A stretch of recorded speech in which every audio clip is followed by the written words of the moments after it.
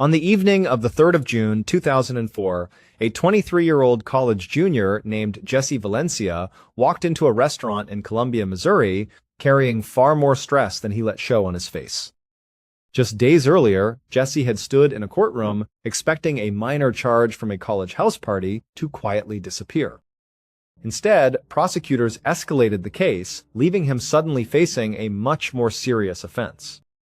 But if you had looked at Jesse that night, you never would have guessed any of that. The moment he spotted his friends waving from a table in the back of the restaurant, his expression shifted into the same easy smile everyone knew him for. Jesse was the kind of person who seemed impossible to intimidate. He was studying journalism and pre-law at the University of Missouri, juggling classes, work, parties, and an enormous social circle all at once. Friends described him as magnetic, outgoing, fearless, and always searching for excitement. Even after the stressful court hearing, Jesse refused to let it ruin the beginning of his summer break. School was finally out, and for the first time in months, he wanted to forget about deadlines, legal trouble, and uncertainty about the future. He just wanted one carefree night with friends. But beneath that confident exterior, Jesse's life had quietly become much more complicated than most people around him realized. The court case was only one problem among many. His recent breakup had left him emotionally spiraling, his finances were falling apart, and over the past few weeks, he had started spending time with someone he absolutely should not have been involved with. It was the kind of secret that could destroy careers, relationships, and lives if it ever became public. And before the weekend was over, that secret would leave Jesse Valencia dead on a patch of grass just blocks away from campus. And so, as soon as he sat down at the table with his friends, one of them immediately asked him about it. They said, "Hey, how did that court hearing go the other day?" And Jesse just shook his head and said it didn't go too well. He told them he thought the whole thing was kind of ridiculous. He really had hoped the charge would have been dropped by now. But when he had gone into the courtroom, he found out the charge had actually been upgraded, not downgraded.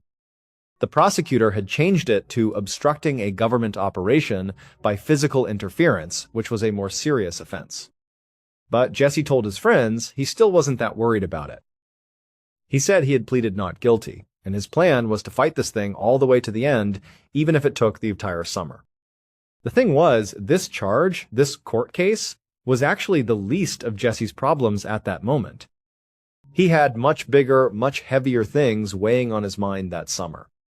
His longtime boyfriend, a man named Jack Barry, had broken up with him recently.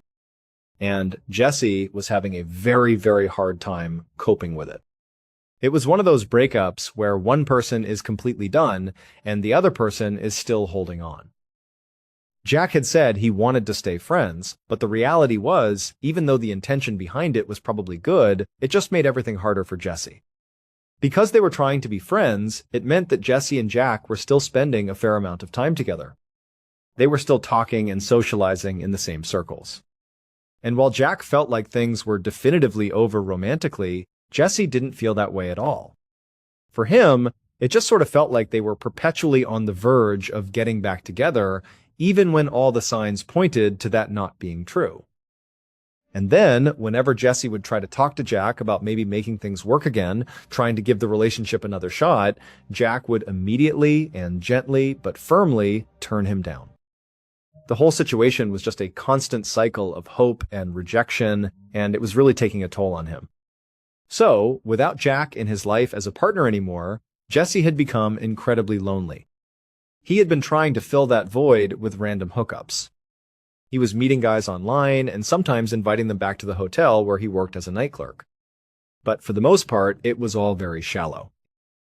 It didn't mean anything to him, and it wasn't what he was looking for. For a little while, Jesse had been having this secret affair with an older man, which had been exciting in a forbidden kind of way. But deep down, what Jesse really wanted was a real, committed relationship, something like what he thought he had had with Jack. And these random, fleeting encounters were just not cutting it. And so, at this point in his life, basically every time Jesse went out socially, no matter what he was doing or who he was with, he was always kind of on the hunt. He was always scanning the room, looking for somebody who could potentially have long-term relationship potential. And this night, this dinner with his friends, was no exception. That night, Jesse and his friends had a nice long dinner together. They talked and laughed, and when they were all done, they left the restaurant and walked a few blocks down the street to a popular gay dance club called the Sioux Club. Inside, the place was dark, the air was thick with energy, and the music was loud and thumping. As soon as they walked inside, Jesse immediately weaved his way through the crowd on the dance floor and made a beeline straight for the DJ booth. He leaned over and asked the DJ to play his favorite song, which was Billie Jean by Michael Jackson. The DJ just sort of rolled their eyes and gave a little sigh. Jesse knew the DJ was probably annoyed with him.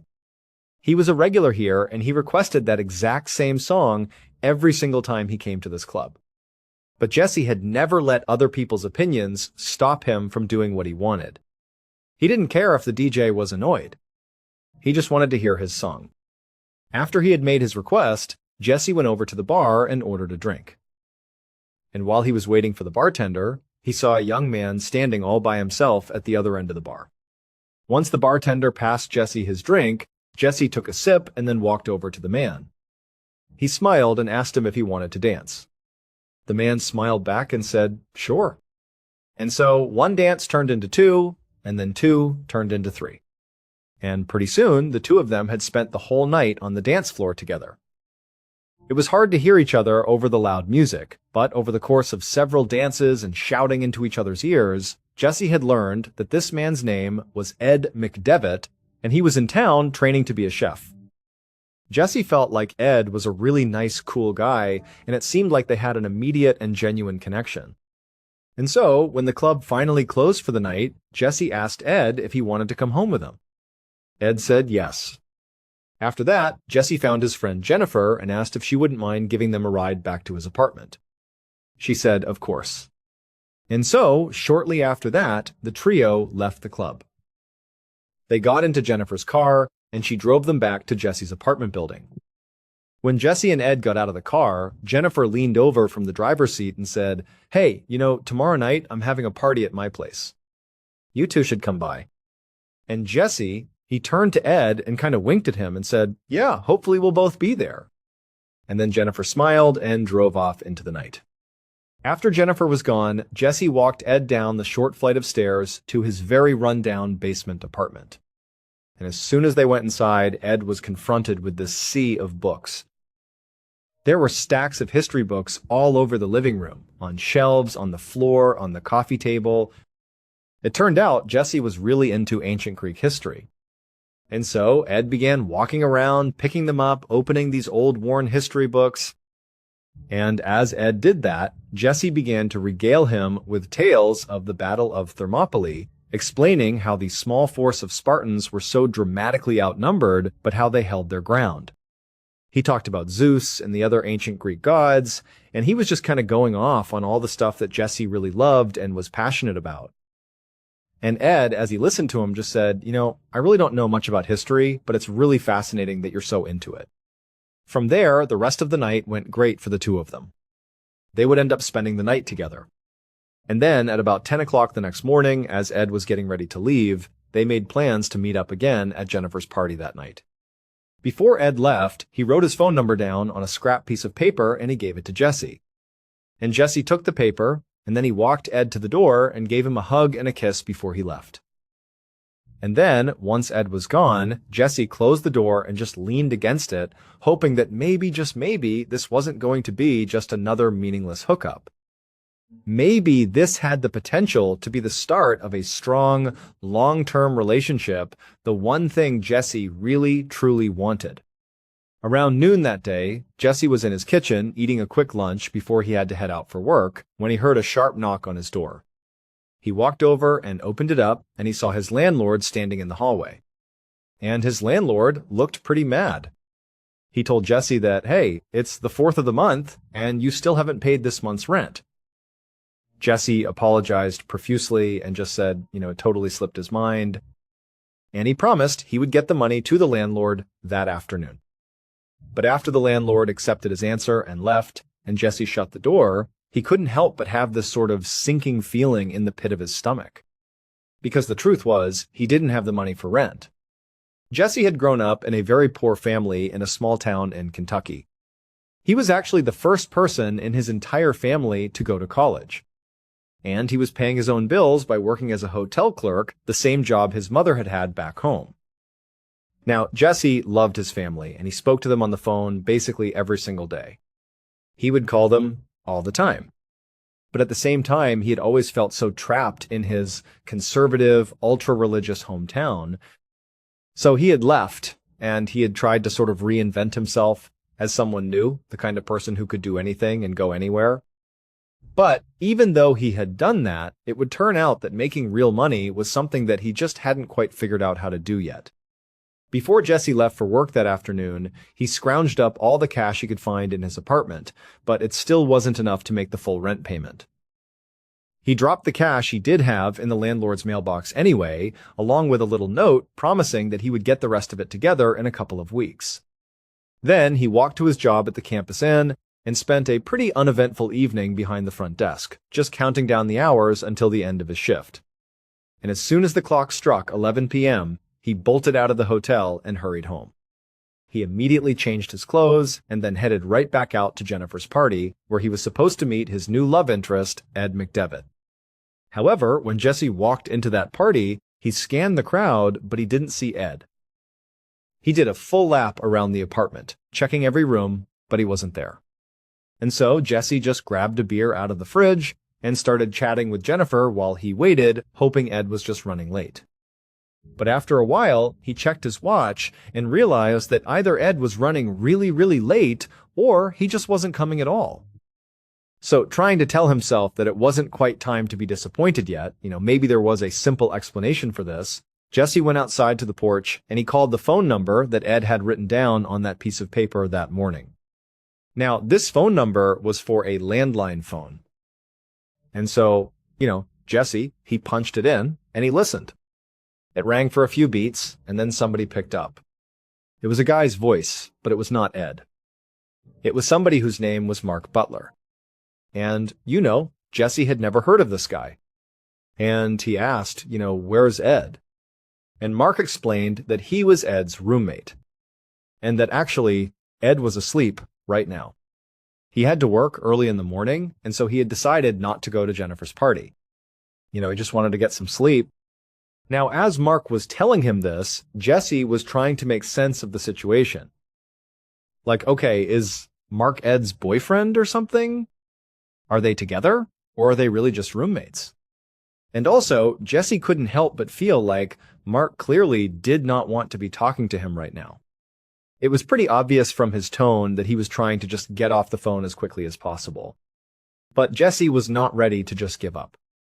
He really wanted to see Ed. And so he told Mark, well, hold on a minute. Can you please just go wake him up? I really need to talk to him. And at first, Mark was like, no, he's asleep. He has to work in the morning. Like, he does not want me waking him up. But Jesse was relentless. He just kept pushing, begging Mark to please, just for a second, put Ed on the phone. And eventually, after what felt like a long time, Mark relented with a heavy sigh. About a minute later, a very groggy-sounding Ed hopped on the phone.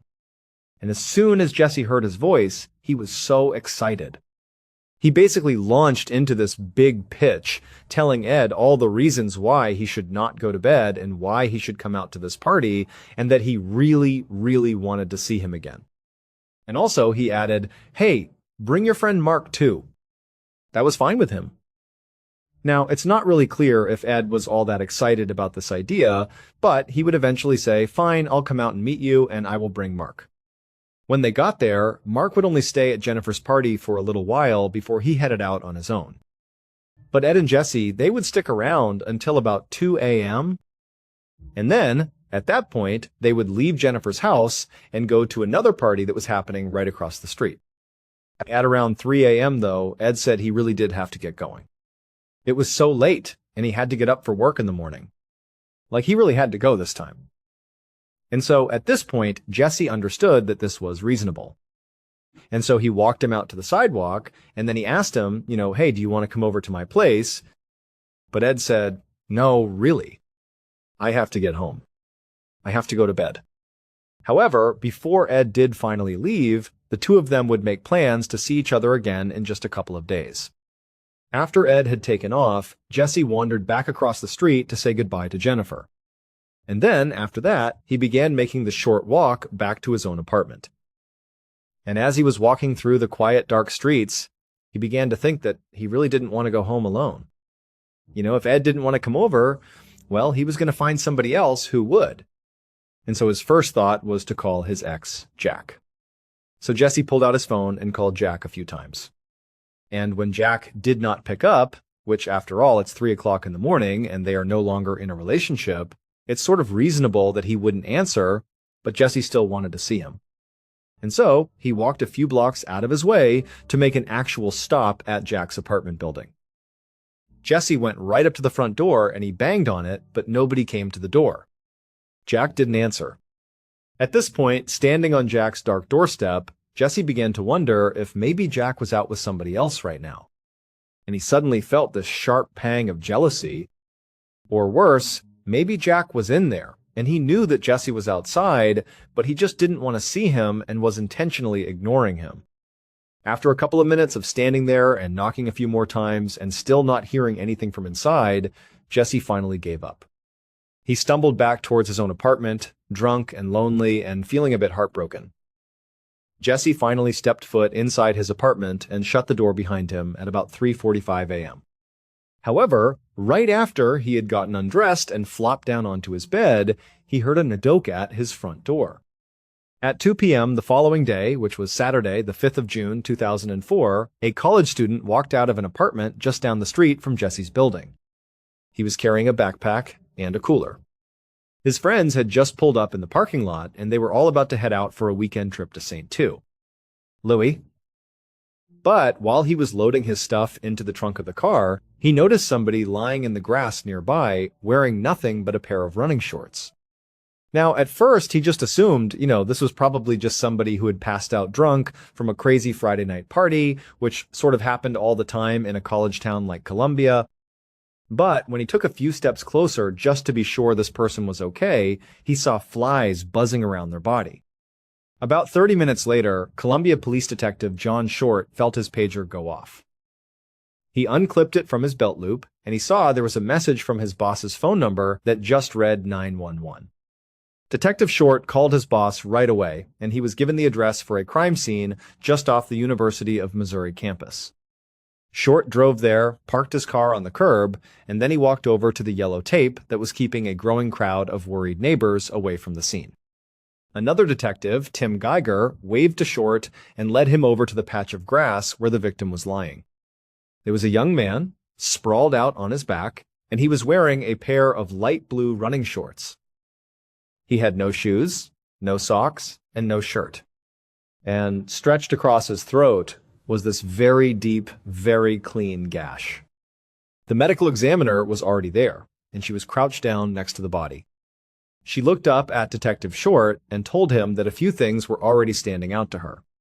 She pointed to the bruises that were all over the victim's face, on their arms, and across their torso.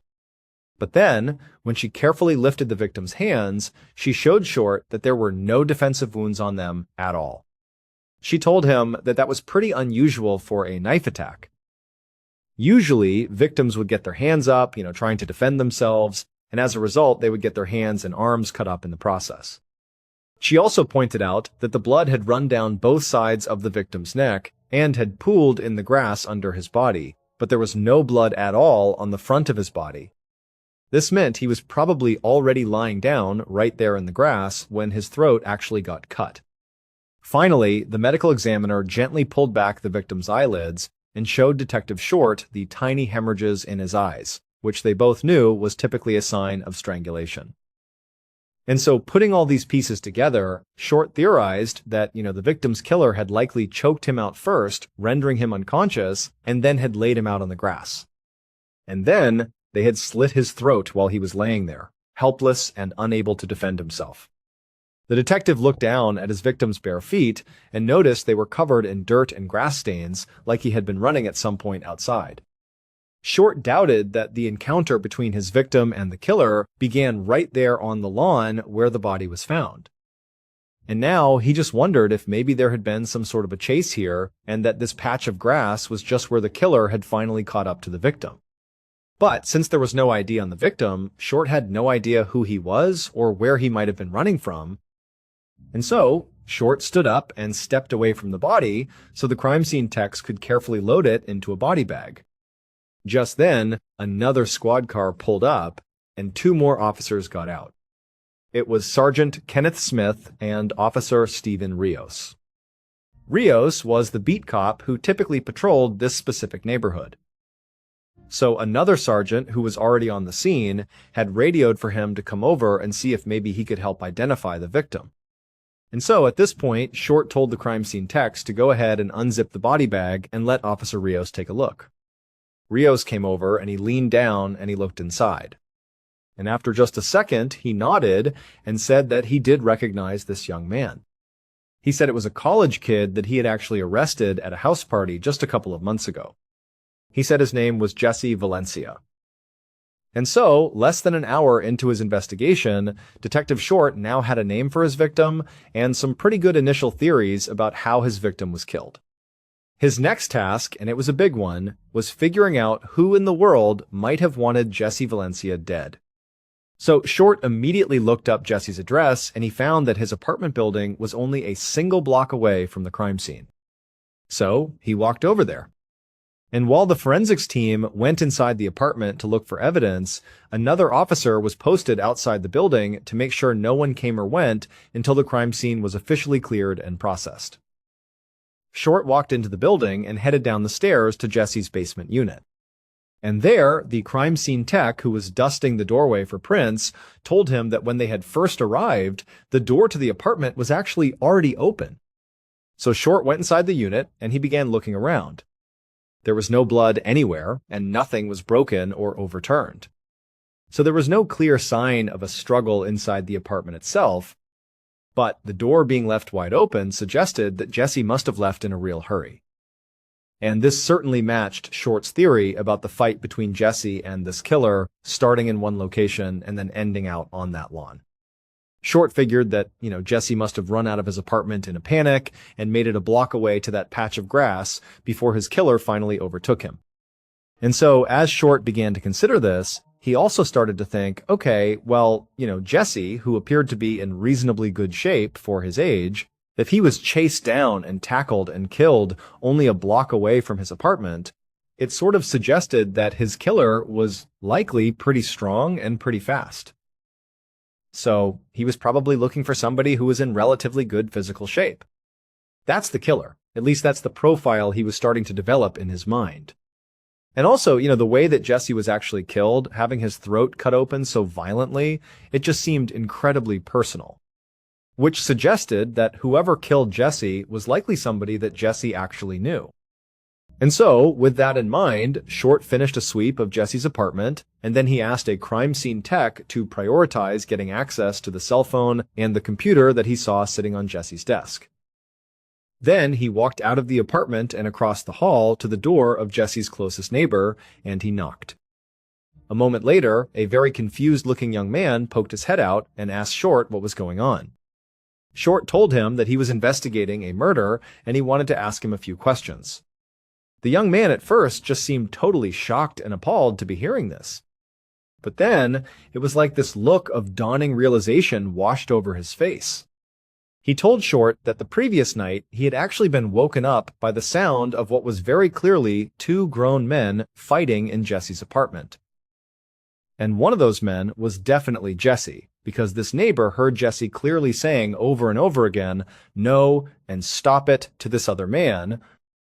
Now, the neighbor kind of sheepishly admitted that, he didn't actually do anything about this at the time. He actually just kind of banged on his own wall and yelled, "Hey, stop it over there." And then shortly after that, the noise had stopped, and the neighbor had kind of forgotten all about it and had gone back to sleep, not realizing that what he was likely hearing was the beginning of Jesse's murder.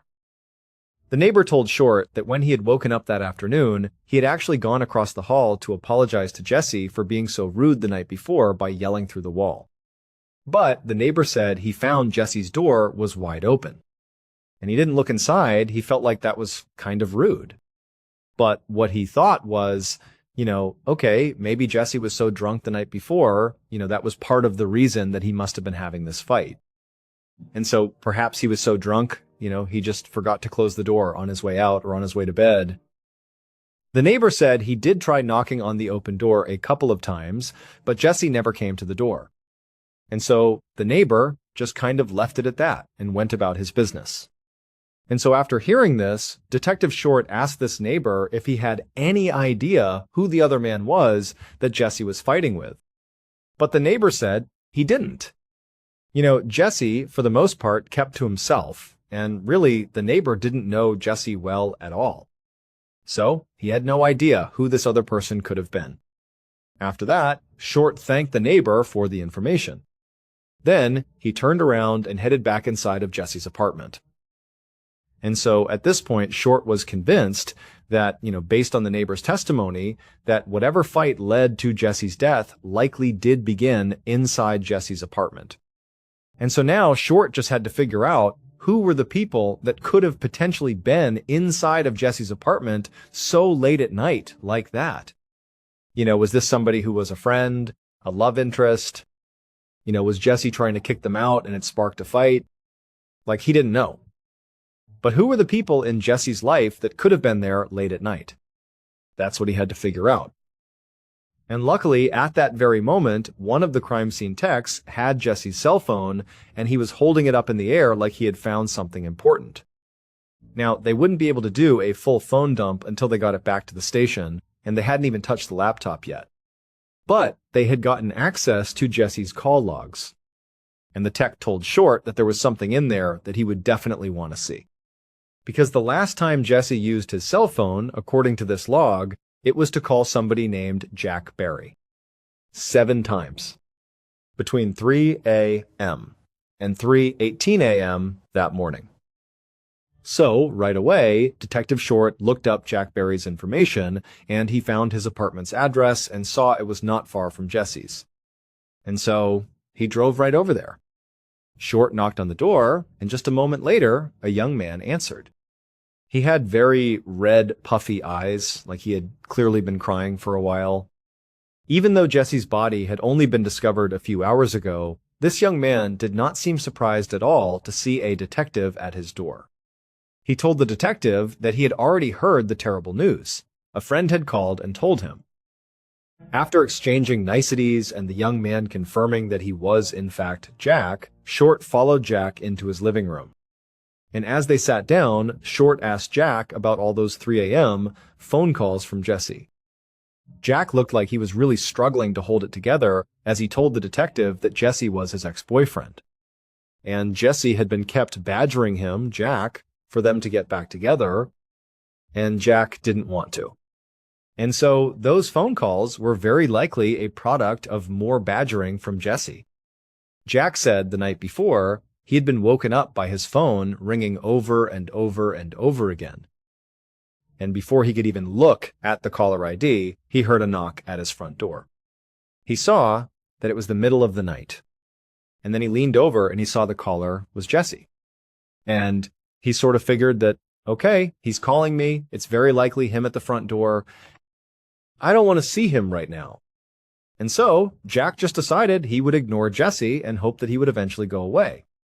Now, when Jack said this, it seemed very clear he was sort of reliving that moment in his mind. Like, maybe if he had let Jesse in or engaged with him in some way, maybe Jesse would still be alive. That was sort of the insinuation. But Detective Short was thinking, okay, well, even though he seems like he's being very earnest in telling me this, it does mean that he doesn't really have an alibi. He's basically saying that at the time Jesse was killed, he was home alone by himself, which was a pretty weak alibi. However, before Short could begin to poke holes in it, Jack said that, despite the fact that they had broken up, that he and Jesse were, at least in his mind, still on good terms. In fact, they had spoken just the day before on the phone, before getting all those nighttime phone calls. It was during the afternoon. And during that phone call, Jesse had told him all about a new guy he'd met at a club the night before. And his name was Ed McDevitt. That night, Detective Short stood outside of an interrogation room at the police station, watching Ed McDevitt through the two-way glass. Short knew his investigation was moving basically at lightning speed here. But there was still quite a bit of pressure on him to get this case solved even faster. Because Columbia was a college town, a place where kids were used to feeling safe, and the murder of a student just a few blocks off campus had sort of shattered that sense of trust. And so, students and parents and the staff of the university, they really wanted Short to get this thing done quickly.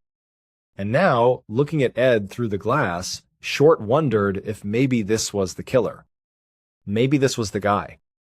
I mean, after all, Ed was visibly shaking and fidgety looking. I mean, he seemed sort of like an emotional wreck, which could mean, of course, that he was just upset because he was connected to the murder victim. That's a traumatic thing to go through. Or it could mean he was hiding something, and now he was about to be interrogated by the police, something that would certainly cause a big emotional reaction. Eventually, Short went inside and sat down across the table, and he asked Ed to explain exactly what he had done the night before. And Ed, in a very nervous, shaky voice, told the detective that he and his roommate, a guy named Mark Butler, had met Jesse at a party a little after 11 p.m. He said he ultimately went back home again around 3 a.m., leaving Jesse on the sidewalk, still very much alive and well. Ed said his roommate Mark had actually seen him return to their apartment at 3 a.m. And Ed said when he went inside, he went straight to bed, and then he had gotten up early for work. Ed said he was at work when he got the call from police telling him that Jesse had been found dead. Detective Short listened to Ed's story, and he asked a few follow-up questions. And then he also took a DNA sample from Ed. And then after that, he told Ed that he was also going to get a warrant to search Ed's home. Ed was already such a wreck that, when Short told him about this search of his home, Ed didn't even really react. However, when Short left the interview room, despite feeling pretty confident that Ed could absolutely be a suspect, he also went and, followed procedure, and he looked up Ed's roommate, Mark Butler. And he discovered in the police department system that there was a Mark Butler, and sure enough, he had a criminal record. So, overnight, while a forensics team was searching Ed and Mark's home, Short actually brought Mark down to the station for an interview. But in reality, Short wasn't expecting Mark to become this primary suspect here. He just wanted to be thorough and rule out anybody who had seen Jesse that night. And obviously, Mark was one of those people. But almost immediately in their interview, Mark started saying some very odd things. He told Short right out of the gate that he did not like Jesse. And actually, he said point blank that he didn't really care that Jesse was dead. But he also clarified to Detective Short that, he was just Ed's roommate. He was not seeing him romantically, so this had nothing to do with jealousy. He just did not like Jesse as a person. Mark confirmed that he did see Ed when he returned from the party around 3 a.m., just like Ed had said. But Mark had actually not stuck around. He said that after Ed had come back to the apartment, Mark had left to go on a date of his own. And he actually didn't know what time he got back home. And so as he was saying this, Short realized that that meant Mark was out and about, sort of unaccounted for, at the same time that Jesse was killed. And so, obviously, something seemed off about Mark. And so Short took a DNA sample from him and added Mark to the growing suspect list. The next morning, Sunday, June 6th, after catching a few hours of sleep, Detective Short gathered his team for a meeting. The mood in the room was tense. Everybody was exhausted and very much on edge from spending nearly 24 hours straight working on this case. But when they went around the room and talked about the flood of leads they had all followed up on yesterday, it didn't actually seem like they had much to show for it.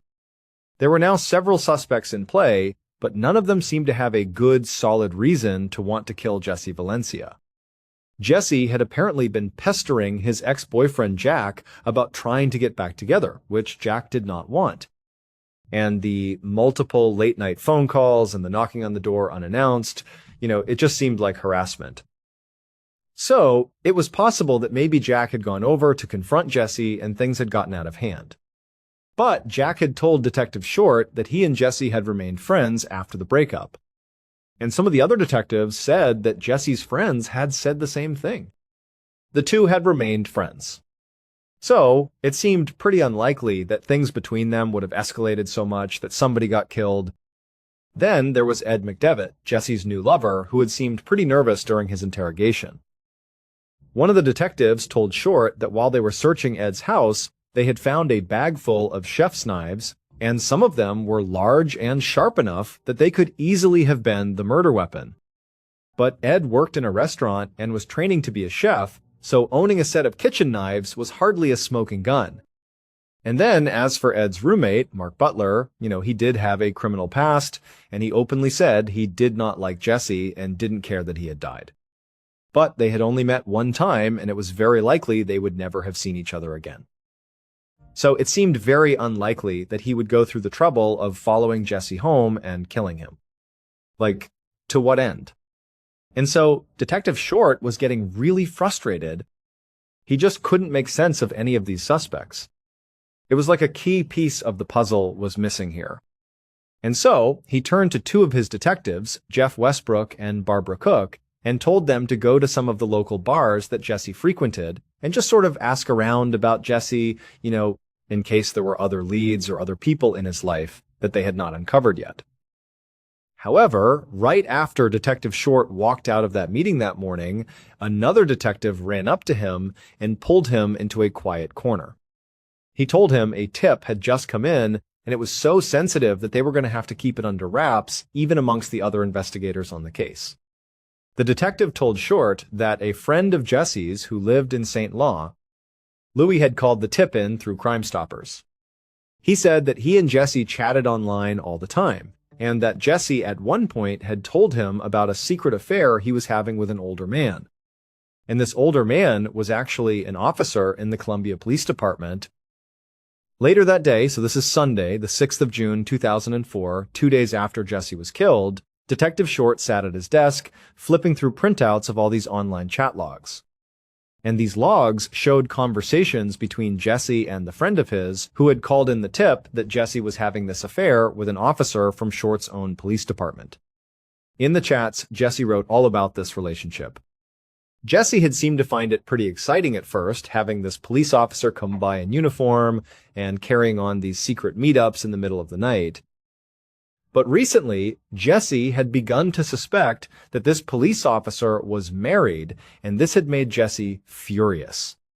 He had told this friend in the chat log that he wasn't going to be someone's other woman.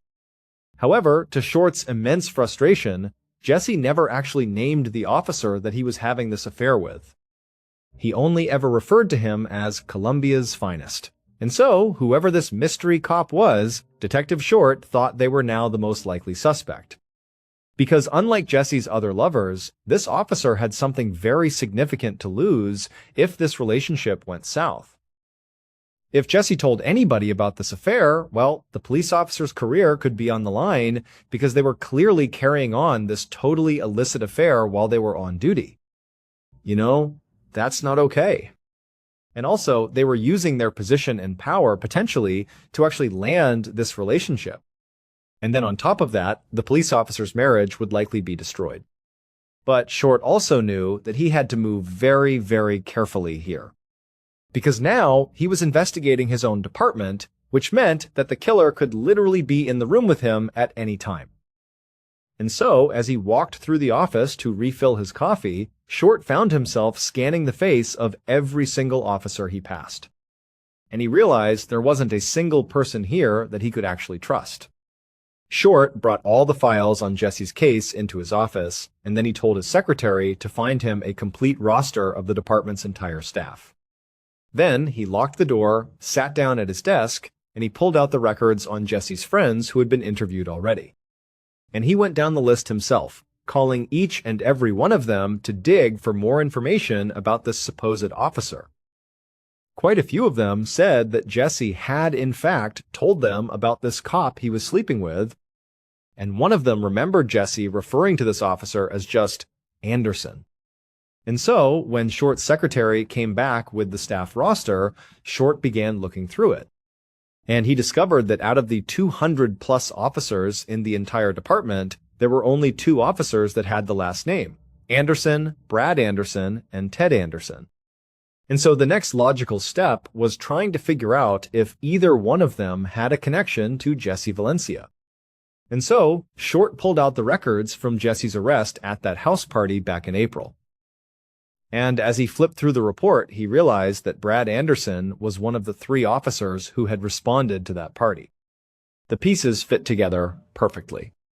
Jesse and Brad Anderson, the police officer, would have met around the same time that Jesse began messaging his friend in St. Louis about this secret affair with a cop. And so, at this point, Short felt like he had just found his killer. So, he grabbed a manila folder off his desk, stepped out of his office, locking the door behind him.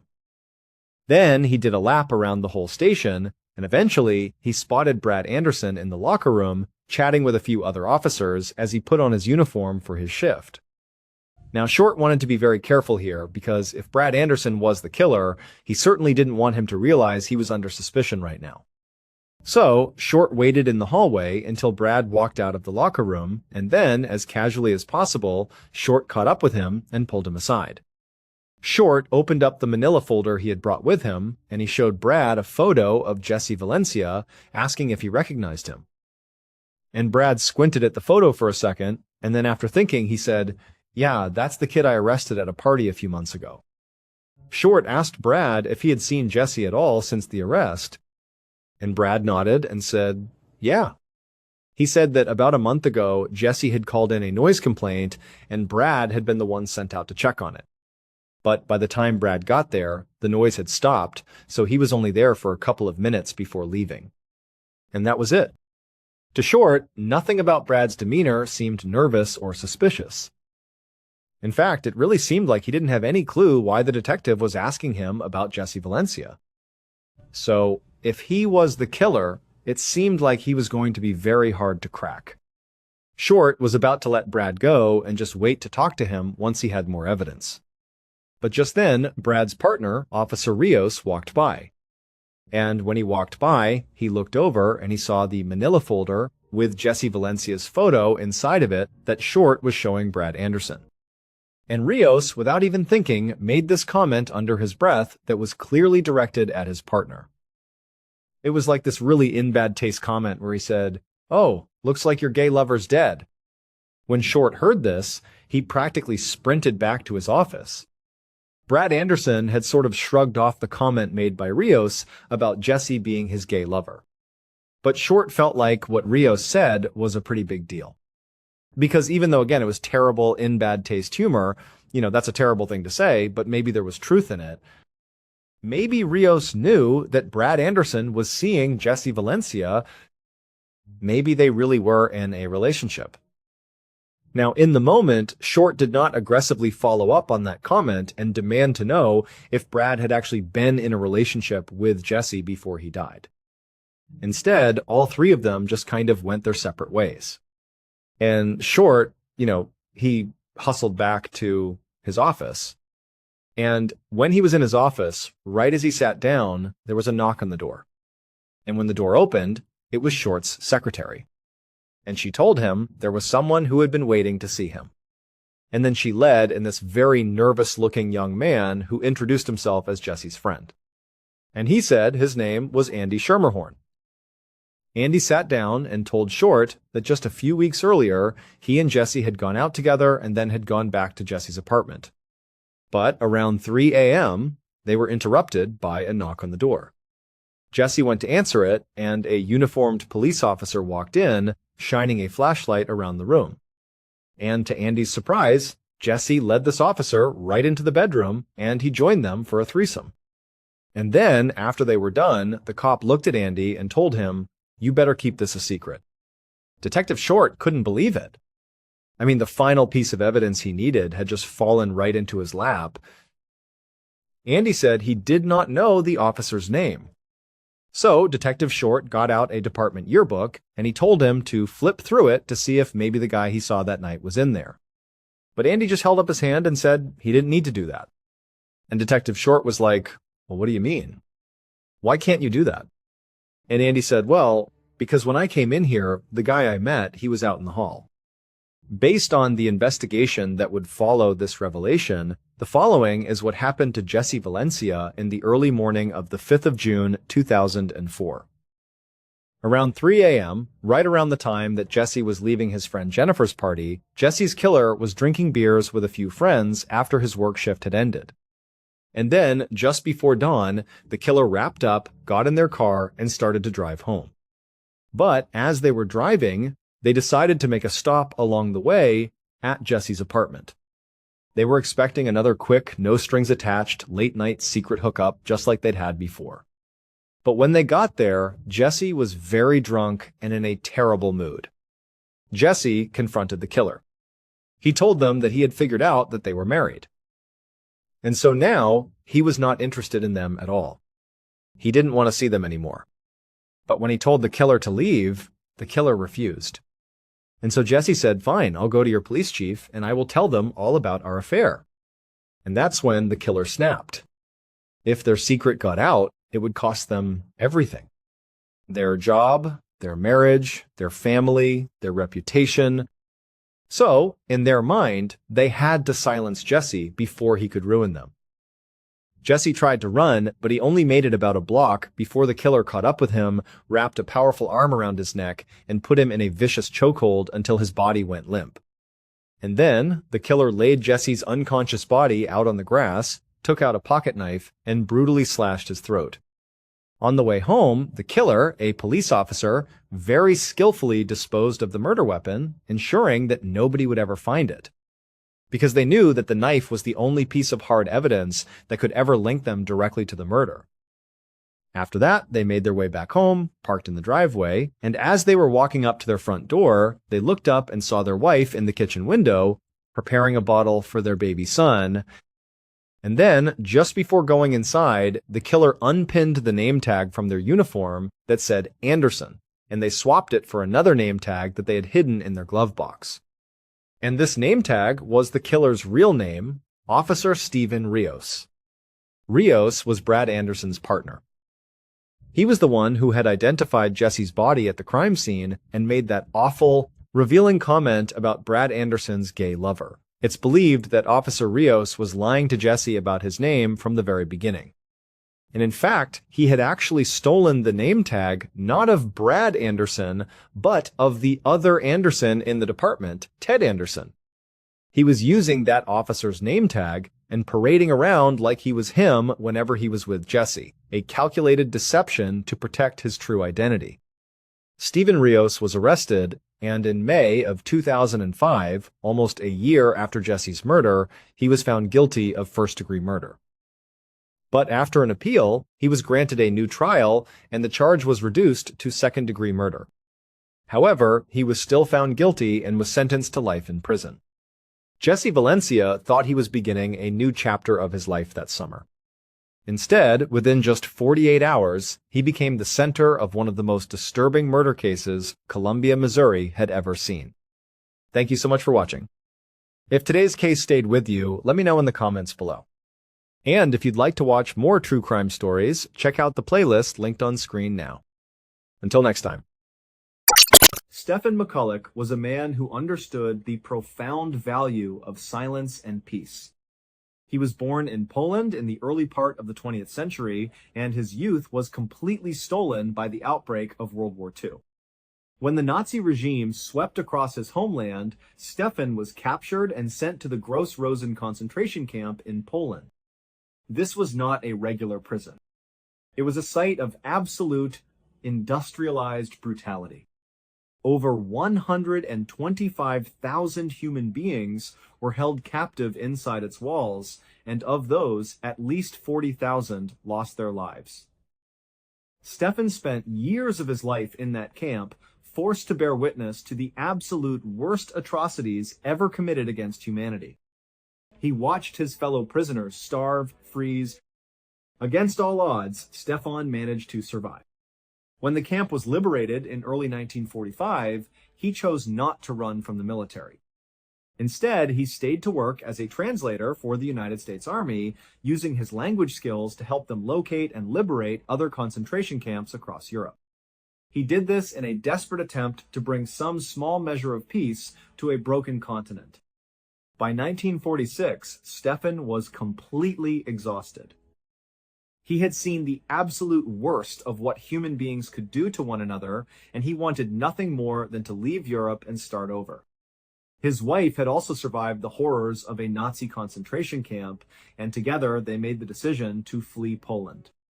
They gathered their 3 young children and made the long journey across the ocean to resettle in Winnipeg, Canada.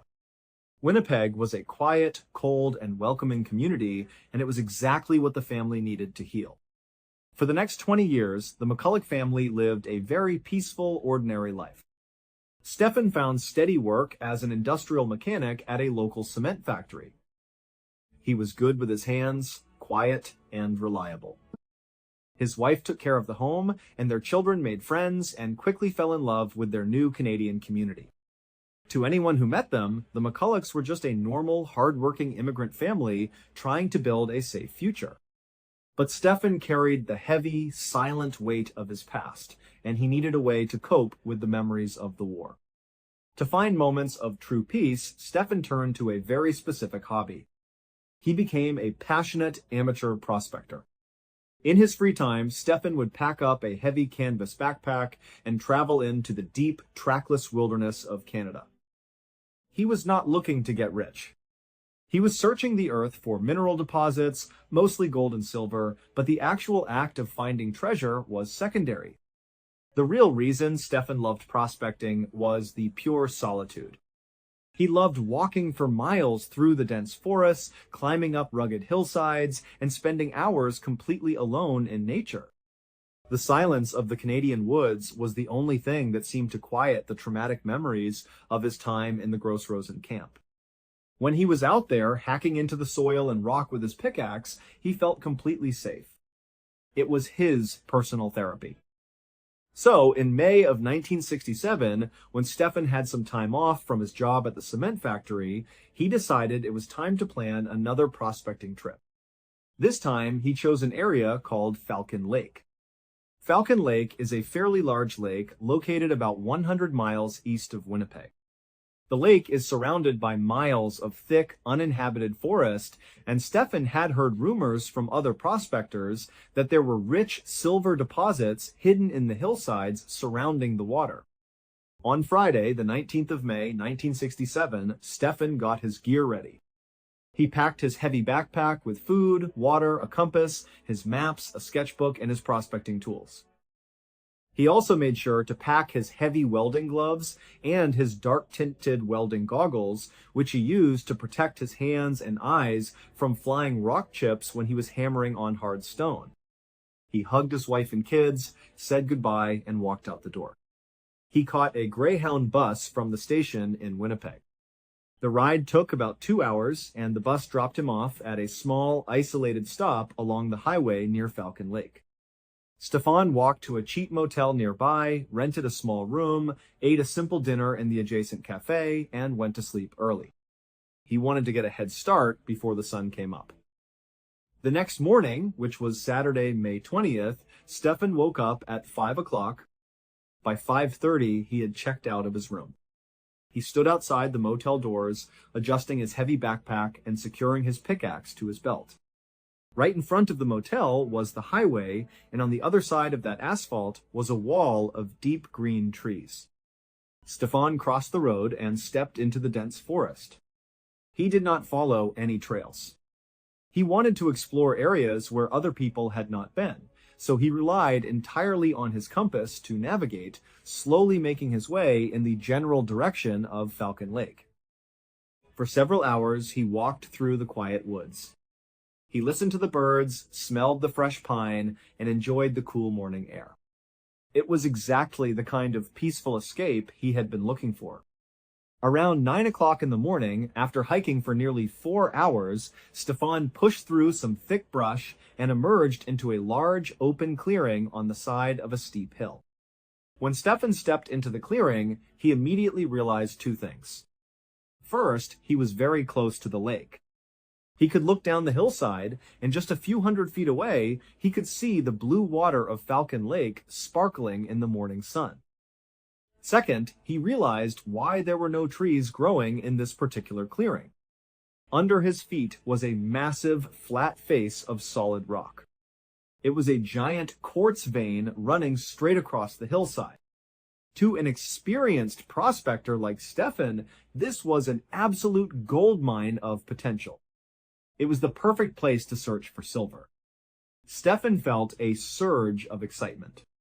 He dropped his heavy backpack onto the rock, took out his pickaxe, and pulled his thick leather welding gloves onto his hands. He slid his dark welding goggles down over his eyes to protect them from any sharp fragments of stone. Then he got to work. For the next 2 hours, the quiet forest was filled with the rhythmic sound of Stefan's pickaxe striking the solid quartz. He worked diligently, but as the hours passed, he did not find any signs of silver. By 11 o'clock in the morning, Stefan was starting to feel tired and hungry. He decided it was time to take a break. He laid his pickaxe down on the rock face, took off his heavy leather gloves, and pushed his welding goggles up onto his forehead. He sat down on a flat section of the rock, looking out over the water, and pulled some food from his pack to eat his lunch. The forest was peaceful. The only sound in the distance was the occasional honking of some wild geese down on the surface of the lake. It was incredibly relaxing. Once he finished eating, Stefan packed up his trash, put his gloves back on, pulled his goggles down, and picked up his pickaxe to start working again. About an hour later, around 12:15 in the afternoon, Stefan was still hammering away at the stone. Even though the sound of his pickaxe was very loud, he suddenly heard a strange, chaotic noise coming from behind him. The noise was so loud and unusual that Stefan stopped his swinging pickaxe mid-air. He stood still and listened. It sounded like a massive flock of geese going absolutely wild, honking in sheer panic. Stefan dropped his pickaxe onto the ground, pushed his goggles back up to his forehead, and turned around to look down towards the lake. He saw several geese taking off from the water in a frantic rush, flying away in all directions as if they had been deeply startled by something. But as Stefan watched the birds scatter, his eyes were drawn upward. He saw something that made him completely freeze. Flying slowly and silently across the lake, roughly over the area where the geese had just been, were two bright, glowing red objects. They were completely round, almost cylindrical, and they appeared to be about 30 to 40 feet wide. They did not have any wings, there was no smoke or exhaust trailing behind them, and they were not making a single sound. They were just gliding effortlessly through the air, heading straight toward the hillside where Stefan was standing. Stefan was not a man who easily panicked. Having survived a concentration camp and worked with the military, he was practical and highly logical. His immediate thought was not that he was seeing something from outer space.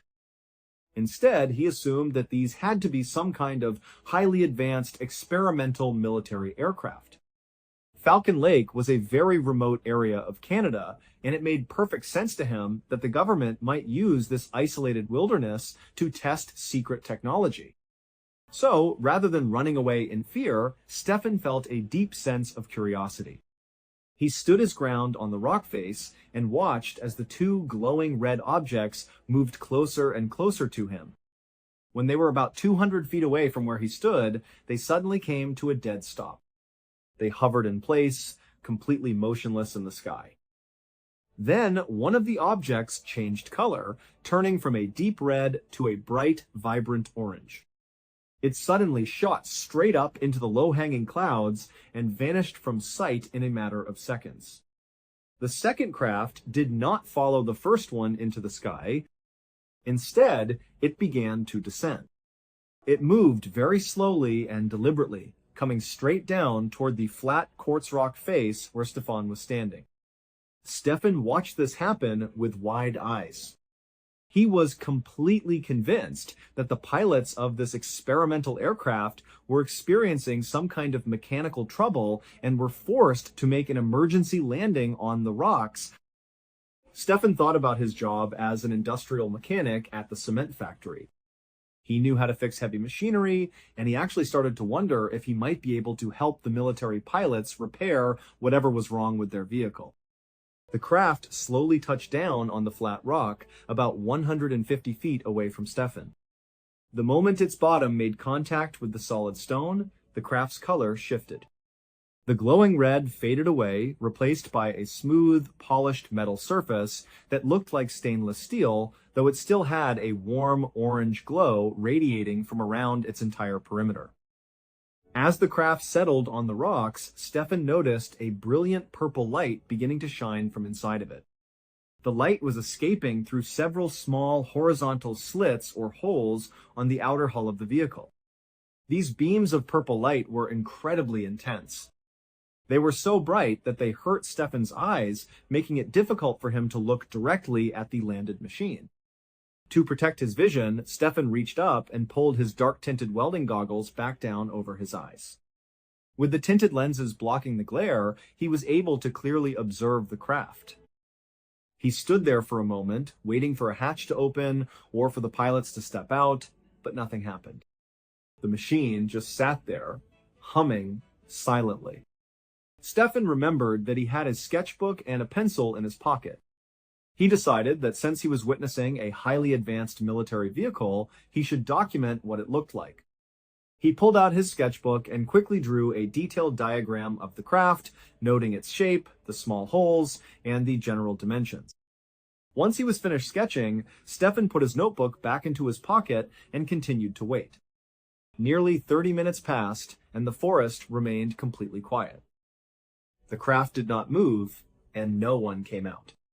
But then, just as Stefan was beginning to wonder if he should leave, a loud mechanical sound echoed across the clearing. A sliding door on the side of the craft, facing directly towards Stefan, began to open. The door slid back into the hull, revealing the interior of the machine. The inside was filled with that same intense, beautiful purple light, which was now flooding out of the open doorway. Because of the sheer brightness of the light and the distance between them, Stefan could not make out any details of what was inside. He was convinced, however, that the crew was finally preparing to step out. He felt a wave of relief, thinking that he would finally get to speak to the operators of this incredible machine. But once again, minutes passed, and no one emerged from the open door. Stefan's curiosity finally got the better of him. He decided that if the pilots were not going to come out, he would walk over and check on them himself. He wanted to make sure they were not injured or incapacitated inside the craft. He began to walk slowly and cautiously across the flat quartz rock, heading straight toward the open door. When he got to a distance of about 60 feet from the machine, he suddenly stopped in his tracks. From inside the open door, he could hear the distinct sound of two voices talking to one another. The sound was muffled, and he could not make out these specific words, but he was absolutely certain that there were two individuals communicating inside. The cadence of their speech sounded like human conversation. Hearing this, Stefan decided to call out to them. He took a deep breath and yelled in English, asking if they were all right and if they needed any assistance. The very instant his voice echoed across the clearing, the voices inside the craft fell completely silent. Stefan waited, but there was no reply. He called out again in English, saying that he was a friend and that he was there to help if they had experienced a breakdown. Still, there was nothing but silence from the open doorway. Stefan began to think that perhaps the pilots did not speak English. Given his background as a translator during the war, Stefan spoke several languages fluently. He decided to try communicating in other tongues. He raised his voice and called out in Russian, asking if anyone was inside. When that produced no response, he tried calling out in German. Then he tried Italian, French, and Ukrainian. He went through every language he knew, raising his voice so they could hear him over any internal machinery. But no matter what language he spoke, the silence from inside the craft remained absolute. Nobody called back, and nobody moved toward the open door. Stefan stood there feeling highly confused, but he was determined to find out what was going on. He decided to keep walking forward. He stepped closer and closer to the open door, his eyes locked on the brilliant purple light spilling out onto the gray rock. When he reached a distance of about 10 feet from the hull, he stopped again, completely awestruck by the physical appearance of the machine. The craftsmanship was unlike anything he had ever seen in his life, even as a highly experienced industrial mechanic. There were no seams, no rivets, no joints, and no welds anywhere on the surface of the vehicle. The entire outer shell looked as though it had been carved or molded out of a single continuous piece of high-grade steel. There were absolutely no markings, flags, numbers, or insignia of any kind on the outside of the craft that would indicate what country or military branch it belonged to. It was completely smooth and anonymous. Stefan slowly took another step forward, bringing himself right up to the edge of the open doorway and leaned in to look inside. The glare from the purple light was still incredibly intense, even through his dark welding goggles, but Stefan was able to make out a few details of the interior. He did not see any people or seats, but he did see a highly complex control panel located toward the back of the chamber. The panel was covered in dozens of small, rapidly flashing lights that seemed to be operating in some sort of sequence, much like an advanced computer system. He also saw several vertical columns of light that were slowly shifting and moving at odd angles within the room. The air coming out of the open door smelled heavily of sulfur and hot electrical components, a scent that was highly unpleasant. Stefan only had a few seconds to take in these details before the silence was broken. With a sudden, swift motion, the metal door began to slide shut. Stefan realized his opportunity to help was closing, and without really thinking about what he was doing, he reached out his hand and touched the outer hull of the craft. The moment his fingers made contact with the polished metal, Stefan regretted it. He was wearing his heavy, thick leather welding gloves, which were designed to withstand extreme heat and protect his hands from hot sparks. But the instant the leather touched the side of the craft, Stefan felt a massive wave of heat. The thick leather did not catch fire, but it immediately began to melt and dissolve right off his hand. The heat was so intense that it penetrated the glove instantly, scorching his skin. Stefan cried out in pain and began frantically pulling at the wrist of the glove, ripping it off his hand and throwing the ruined, melting leather onto the rock. As he was struggling with the glove, he heard a loud mechanical whirring sound. The massive craft began to rotate in a counterclockwise direction on the rocks. Stefan stumbled backward, trying to put some distance between himself and the moving machine, but he was not fast enough to escape what happened next. As the craft spun, a specific feature on its outer hull rotated until it was pointed directly at Stefan's chest. This feature was a metal grate, which Stefan had actually noticed and drawn in his sketchbook earlier. To picture this grate, imagine a standard air vent that you would see on the wall of a building for heating or cooling. It was roughly the size of a car's license plate, but instead of having standard vertical or horizontal slats, this vent had a complex checkerboard pattern made up of dozens of tiny square buttonholes. Stefan was standing directly in front of this grate when, without warning, a massive explosive blast of gas and heat shot out of the tiny holes.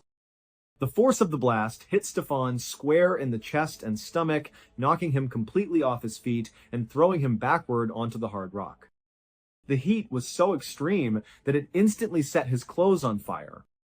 His shirt was engulfed in flames, and his skin was screaming in agony. Panic took over. Stefan rolled around on the rocky ground, frantically clawing at his burning shirt. He managed to rip the buttons open and tear the flaming fabric away from his body, throwing the burning pieces onto the quartz rock. He beat out the small flames that were still clinging to his undershirt and pants, his hands shaking violently with adrenaline and pain. Once the fire was completely out, Stefan lay on his back on the cold stone, panting heavily and gasping for air. He was in absolute agony.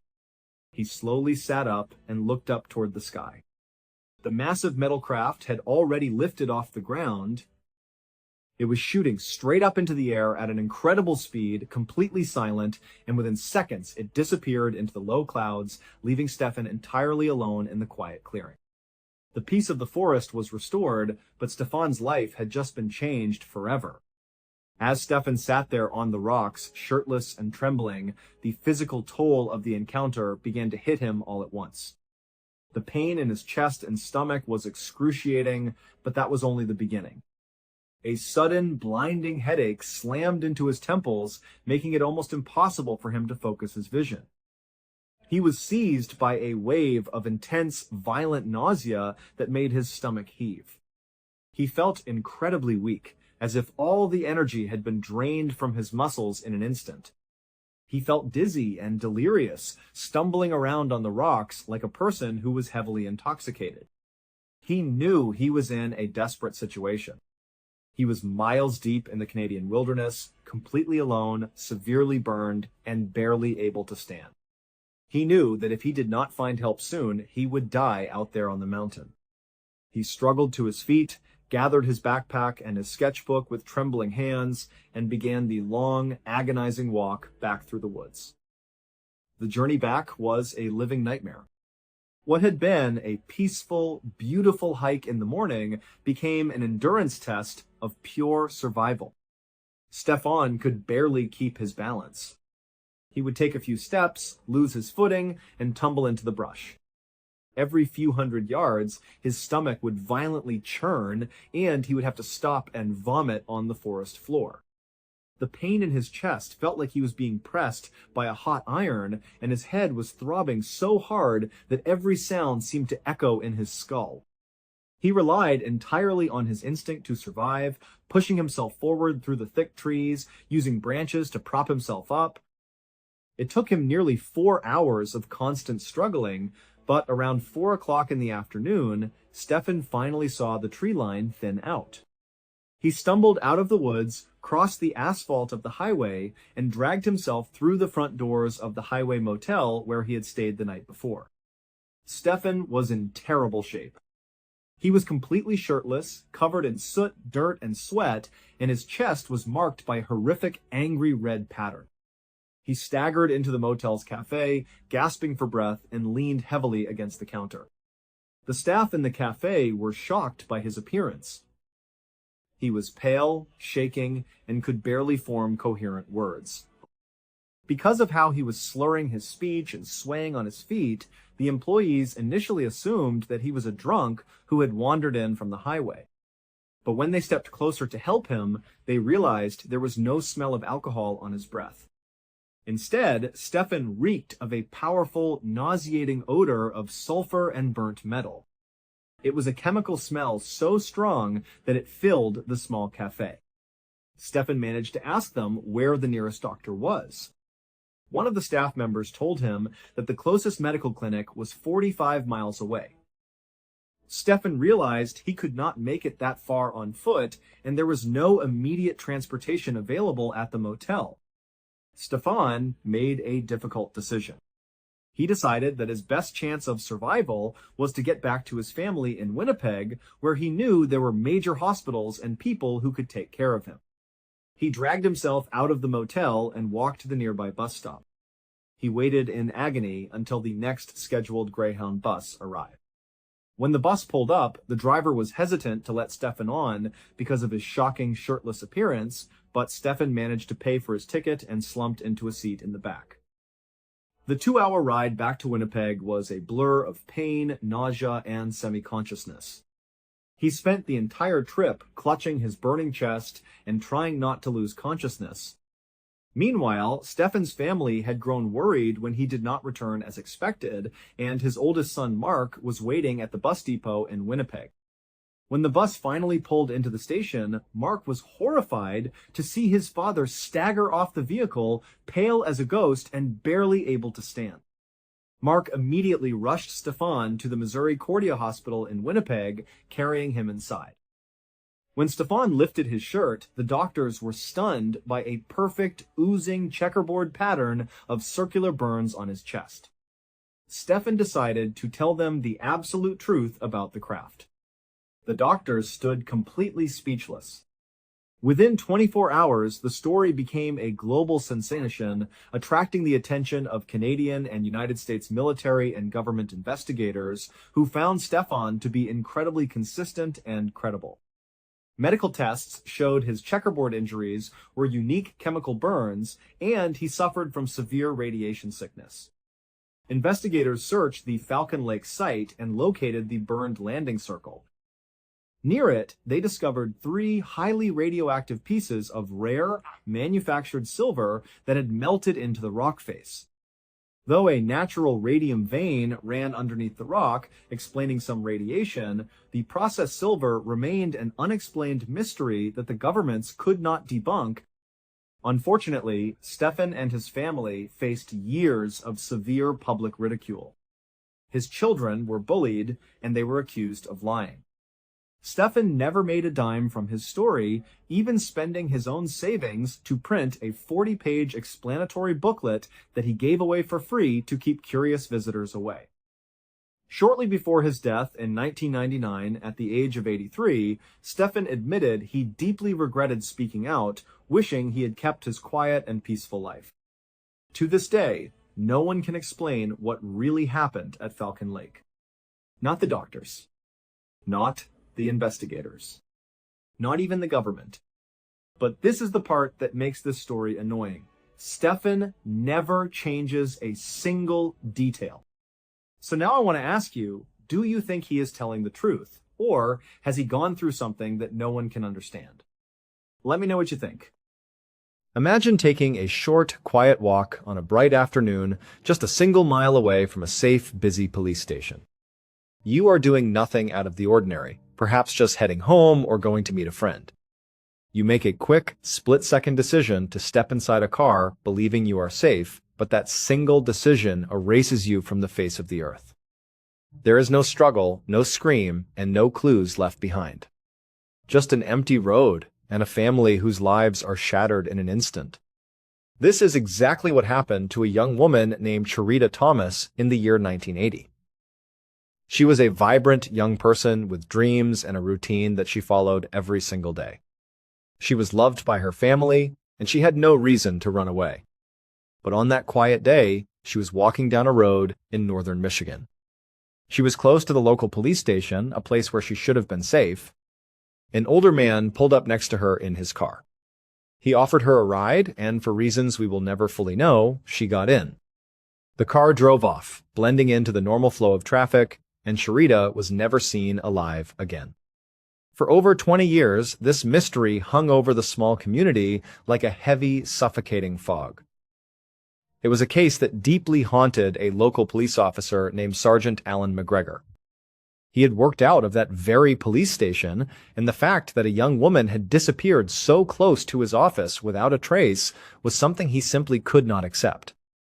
In the days and weeks after Charita disappeared, the police worked tirelessly to find out what had happened to her. They followed every lead and interviewed everyone who had been in the area that day. Soon, their investigation led them to an older man named Jimmy Nelson. Based on tips from the community and several circumstantial clues, the investigators became nearly certain that Jimmy was the man who had picked Charita up on the side of the road. Their theory was dark and straightforward. They believed Jimmy had driven her to a remote area, murdered her shortly after picking her up, and then hidden her body in a particular section of the Huron National Forest. The Huron National Forest is a massive, sprawling nature preserve in northern Michigan. It covers thousands of acres of dense woods, thick brush, and swampy terrain. It is the kind of place where something could remain hidden forever if you did not know exactly where to look. But the problem was that the police did not have any actual evidence that supported this theory. Their case against Jimmy was entirely circumstantial. In fact, they did not even know if Charita had really been murdered because for the last 20-plus years, they had searched that particular section of the Huron National Forest. They had gotten the FBI involved. They had chased down every lead. Yet still, they had not found Charita's body. So, they really did not know what happened. For 21 years, the dense canopy of the Huron National Forest remained a silent vault. Every single expedition returned empty-handed, and the local community began to lose hope. But McGregor kept a map of the forest pinned to his wall, staring at the green vastness every night. He knew that the forest held the truth, but it was simply too massive for human eyes to scan alone. They needed something more. But as Sergeant McGregor neared the forest, he hoped that today would be the day that all changed. On the morning of the 30th of August 2001, Sergeant McGregor drove with his partner, Officer Mark David, towards the Huron National Forest. The two of them were on the way to this forest to meet with a very unlikely detective who McGregor believed might actually be the key to solving a case that had haunted him for the last 21 years. He pulled up by the entrance of the Huron National Forest, and he and his partner got their first look at their unlikely detective they were here to meet. And this detective was a Doberman Pinscher mix with big floppy ears who was lying on the ground and panting and wagging his tail. His name was Eagle, and he did not look like a stereotypical police dog because he was not a police dog. However, Eagle was the best crime scene sniffing dog in the entire world.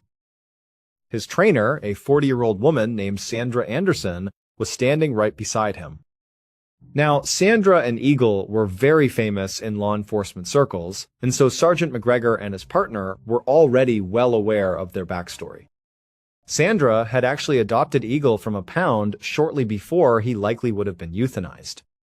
And then after she adopted him, Sandra, who had made a career in teaching dogs how to sniff for cadavers, just sort of naturally on her off time, began training Eagle how to do it too. And amazingly, Eagle really took to it better than police dogs did. Sandra claimed that Eagle possessed a unique sensitivity to the chemical compounds of human bones, allowing him to easily bypass animal remains and other distractions. Her phone was constantly ringing with requests from across the country. Whenever a high-profile case went cold, prosecutors and sheriff departments looked to Sandra and her famous Doberman mix to find what they could not. Now, any good police cadaver dog could sniff out hidden objects and track a scent for miles, and Eagle could definitely do that. But also, Eagle could do things that the police cadaver dogs simply could not. Like, he could smell blood that had been cleaned with bleach and also painted over. I mean, that is like a superpower. No dog could do that, but Eagle could. One forensic anthropologist who had come in contact with Eagle and seen what he could do firsthand said that, if a great cadaver dog was rated a 10 out of 10, well, Eagle was like a 20 out of 10. He was far and away the best of the best. And so Sergeant McGregor believed that if Charita's body really was in that section of the Huron National Forest, well, Eagle would be able to find it. Sergeant McGregor was excited to see Eagle in action. But after he and his partner parked, they walked over and spent a minute, petting Eagle because Sandra said it was fine. And they gave him some pets, and Eagle really liked it, and he sort of rubbed up against them. But then at some point, Eagle just kind of stopped and looked towards the entrance of the National Forest like he was ready to go. At which point, Sandra said that he was ready to work. So Sergeant McGregor and his partner followed behind Sandra and Eagle as they led the way into the forest towards the section where they had been told to search. Once they reached that section, McGregor and his partner kind of stayed back on the fringes and just watched Eagle work, and it was incredible. Now, McGregor and his partner had seen police dogs work before, so they were familiar with basically the pace at which these dogs would find something, which often, it would take some time. But basically, as soon as they got to this clearing, they are watching Eagle, and he is sort of walking around sniffing, looking for something. But then suddenly, he stopped, turned, and made a beeline towards this tree.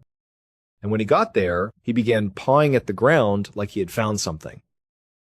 Sandra, his trainer, kneeled down next to him to see what Eagle had found.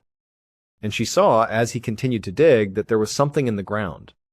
And so she called out to McGregor and his partner, and they came rushing over. And sure enough, Eagle had found a human bone fragment. To be clear, this dog only finds human bones. And so it is not like he would be able to find a chicken bone and think it was a human bone. Basically, if he found a bone, it is a human bone. McGregor and his partner were totally shocked here. I mean, they had really high hopes for the search, but to already be finding human remains in this particular section of the forest was revolutionary. I mean, not only was it a big deal to find human remains here, but these could be Chirita's. This could be the key to unlocking this 2 decades old case. But Sandra, Eagle's trainer, did not seem shocked at all. This was pretty much par for the course. She smiled at the 2 investigators and kind of shrugged like, yep, this is what he does. She gave him a treat, and then Eagle got up and just continued searching the area.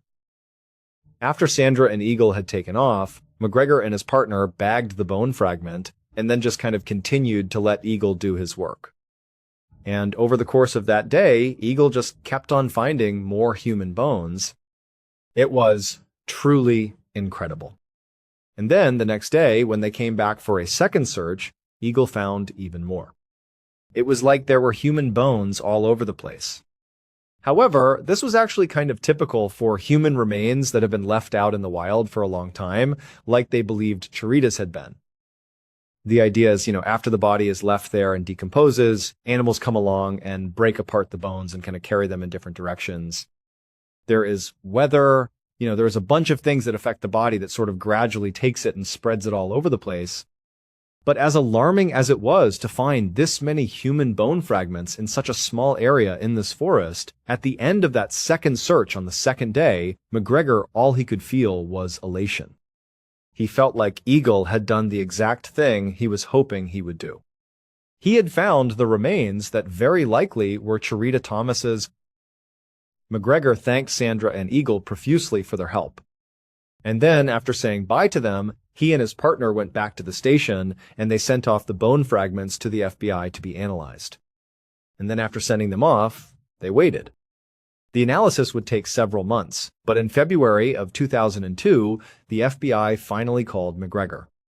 Now, at this point, McGregor was very hopeful and sort of expected that these bone fragments would belong to Chirita. But what they actually said shocked him because according to the FBI, those bone fragments that Eagle had dug up did not belong to Chirita. In fact, the bone fragments did not even belong to a single person. They belonged to 3 different people. And when McGregor heard this, his blood ran cold because he was not thinking, oh boy, this totally blows up the case. Instead, he is thinking, I bet Chirita is out in that forest. We just have not found her yet, and if we keep using Eagle, we will find her. But now I have at least 3 more people that have been found out there. 3 dead people. So maybe Jimmy is way worse than I thought he was. Maybe he did not just kill Chirita. Maybe he is a serial killer, and he is dumping his bodies in that part of the forest. However, as explosive as this new information was, it only made things way more complicated for McGregor because he and his partner and all of his colleagues had no idea who these 3 new bodies were. And neither did the FBI. The FBI could only determine that these bone fragments came from 3 different people, but who they were, they did not know. And so to try to figure out who these 3 people were, Sergeant McGregor would need to find more clues. The FBI agents who processed the DNA were deeply unsettled. They had to double-check their results multiple times because they could not believe that a simple search for one missing person had suddenly uncovered a potential burial site for multiple individuals. When McGregor received the news, he sat at his desk in silence, feeling a heavy mixture of horror and determination. If there were 3 other victims out there, he had to find them. And to find more clues, he needed Eagle to go back to the forest and keep on looking. And so he immediately reached out to Sandra, who said that she and Eagle would come back out there and search the forest again. The new search began on the 17th of April, 2002. McGregor, his partner Sandra, Eagle, and a whole bunch of police officers and crime lab technicians descended once again on that same section of the Huron National Forest. But after a kind of lengthy search that day, the police officers, the entire police force that showed up, they did not find anything of note. But Eagle, he did. At some point, Eagle had sniffed out a human knuckle bone in a dried-out stream bed. When this discovery was made, Sergeant McGregor was elated because it was like, once again, we are finding evidence that is going to help him break this case. He has been trying to crack for 20 years, which now might actually be way bigger than he thought it was. It might not just be the murder of Charita. This might be the hunting grounds or the dumping grounds of a serial killer who killed Charita Thomas. And he, McGregor, was going to be the one who solved it. He just knew it. But when McGregor turned back around to continue searching in the area that he was looking, he suddenly heard this commotion coming from behind him, sort of in the same direction where that human knucklebone had been found. And he turns around and he sees what looks to be some sort of physical altercation happening amongst two people. He cannot really tell who it is, but there is screaming happening. It is total chaos. And so, having no idea what was going on, McGregor abandoned his search, turned and ran to go break it up. And after this fight was broken up, another major discovery was made. But it was not another bone. It would turn out the person who was dumping bodies in this section of the Huron National Forest was not a serial killer, nor was it Jimmy Nelson. Instead, the real culprit was actually one of the investigators who was out here doing the search right now. Eagle was not the world's greatest cadaver-sniffing dog. In fact, Eagle was not even a cadaver-sniffing dog at all. And his trainer, Sandra, was well aware of that because this was all a big act. It would turn out when Sandra and her dog were called out to a site to perform a search, Sandra would show up with a stash of human bones tucked into her clothing right up against her skin. And then, once the search began, she would discreetly pull little bone fragments out and drop them on the ground in front of Eagle, who would immediately notice them and alert people to them, making it seem like Sandra and her dog had once again saved the day. Sandra did this dozens of times across dozens of searches all over the country, all because she loved the thrill of watching the police discover her crimes in real time. Sandra had been successfully searching for body parts that she herself had planted for years without anybody being remotely suspicious of her.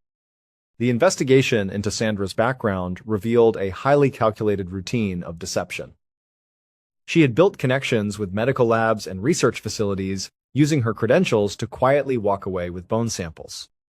She would keep these pieces in small jars at home, choosing specific fragments for each search to match the age and profile of the victim she was pretending to find. She was playing a dangerous, thrill-seeking game. However, during the search for Charita Thomas, Sandra got caught. Right before that fight broke out on that last search, Sandra and her dog had stepped off to the side and believed nobody was watching them. And Sandra bent down and pulled a bone fragment out of her sock and was about to place it, but then realized a crime lab technician was clearly watching her. She had been caught, and so the crime lab technician went up to Sandra to call her out on it. And Sandra, who knew she was caught, began to panic and pretended that she was being attacked by the crime lab technician and made a whole scene about it. That is what McGregor heard when he turned around and wondered if there was a fight going on. There was no fight. It was just Sandra again being caught red-handed.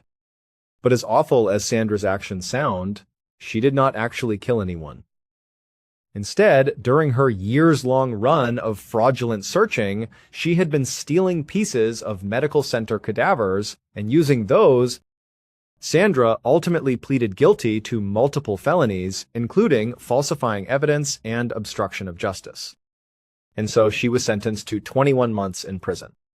After she was caught, the FBI had to go back and reevaluate 50 murder cases that Sandra and Eagle had been involved in.